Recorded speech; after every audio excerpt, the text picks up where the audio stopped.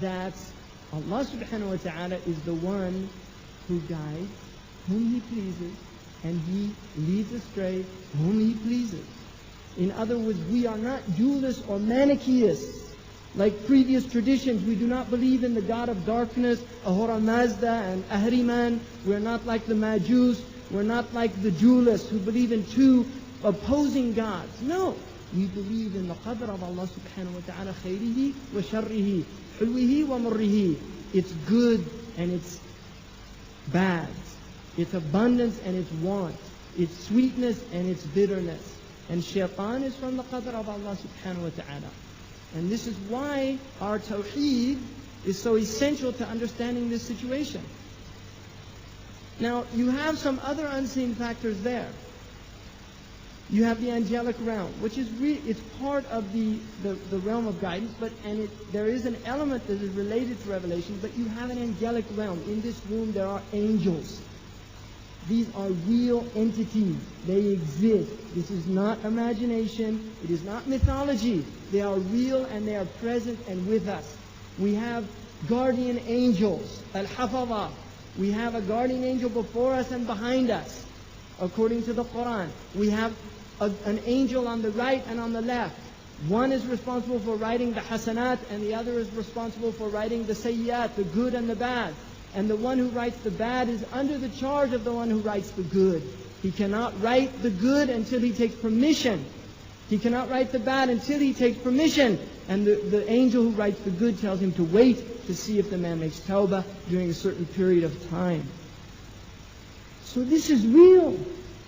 There are khawatir malakiyah. There are angelic inspirations that come to the human being.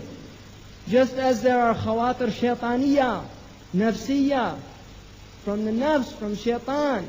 There are also suggestions that come from the angelic realm, and these are having an influence on the human being. And depending on the purity of the human being, is the greater the influence is. The more pure an individual comes, the more strong the angelic influence is on that individual. And it moves into the realm of hifz. Not the isma, because the isma is for the prophets alone. They have impeccability, they cannot fall into error, but there is a type of protection as an individual moves higher and higher into that realm of purity of the self. Now, if you move, and I could go, but the time is limited, if you move to, you can go into nafs, hawa, dunya, shaitan, the enemies of the human being. But I want to go a little bit into the material world now. Looking at we have to understand that that's there, and it's important because we're not materialists. You see, the materialists, if you read Montgomery Watts, who's a Christian, he should know better, but he doesn't. Montgomery Watts, in a book he wrote on Spain, he says, and when these Muslim hordes came over, he might not use that word, but when these Muslims came over, their main goal, and I'm paraphrasing, their main goal was conquest. You see, and they wanted booty. Now, were you there, Mr. Watts? No, seriously. Did you know the intentions of all of those people? Or are you simply making an analogy of the people that you know? Or maybe your own self? You see, this is how the materialist interprets it. And the munafiq is similar to that. When Abu Dharr al-Ghifari radiallahu anhu and Abdurrahman bin Auf brought in, one brought gold for the ghazwa and the other brought dates.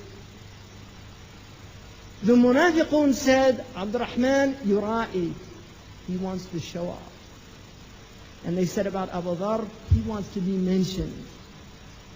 This is a disease in the heart.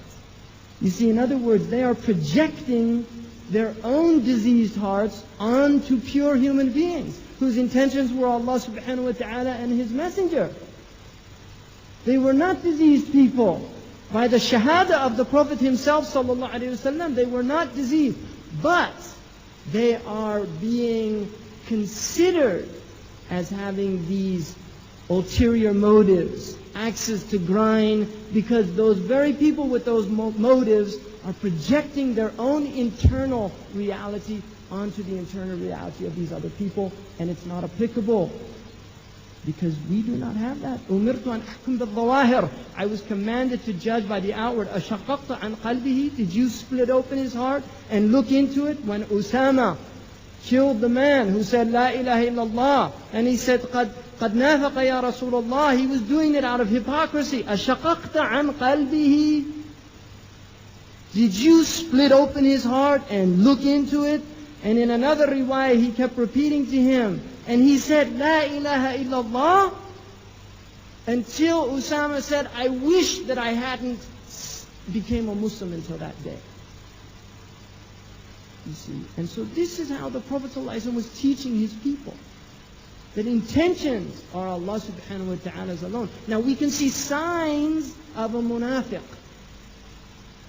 We can see signs of a munafiq. You see, Allah has given us signs of hypocrites. They have signs. But to judge a person is a very dangerous thing to do. To judge their intentions. And this is what the materialist does. So we have to recognize these other forces, these other realities that the materialist will not look at, because he only knows the outward of this world. Now, when we move to the material, we have to keep the spiritual in mind.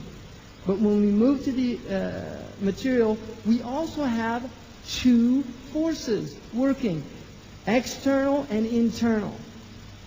In other words, the material, there are causes that I'm not relating to the unseen world, but I'm relating to the seen world, but there are signs and there are also symptoms. And the symptoms we do not know unless they are articulated by the very people that are involved in the matter. So we do not know. Now,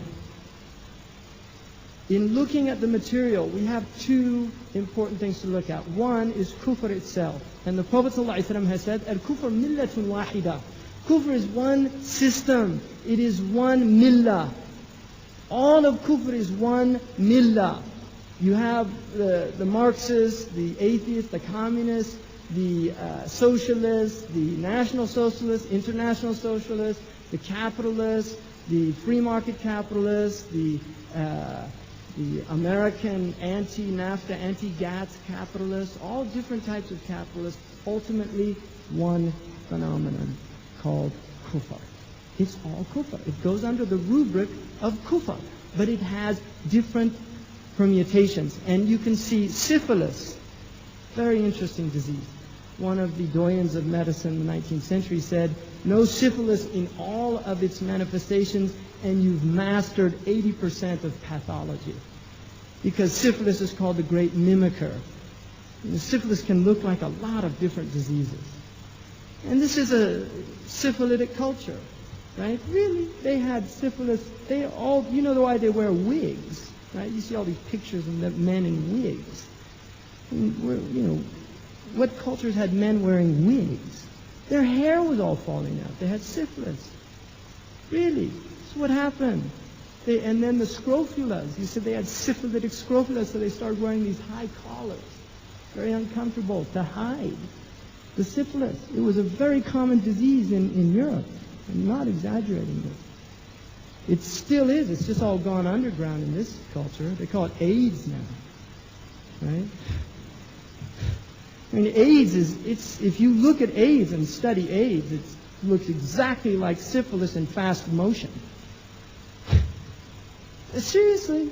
I mean, a physician will confirm that for me. They have AIDS dementia. The first thing, they break out in rashes. Right? And then later on they go into dementia, which is tertiary syphilis. And interesting to note that community that AIDS began first showing up in, the first signs of it, homosexual community, was a community constantly exposed to syphilis and rectal gonorrhea. So in fact, you can see the statistics of the public health in the Bay Area. It's very, very disgusting. It's all part of their culture. So you have the point I'm using about syphilis as a grotesque example, but syphilis mimics a lot of different things. It can look very different. It's still syphilis.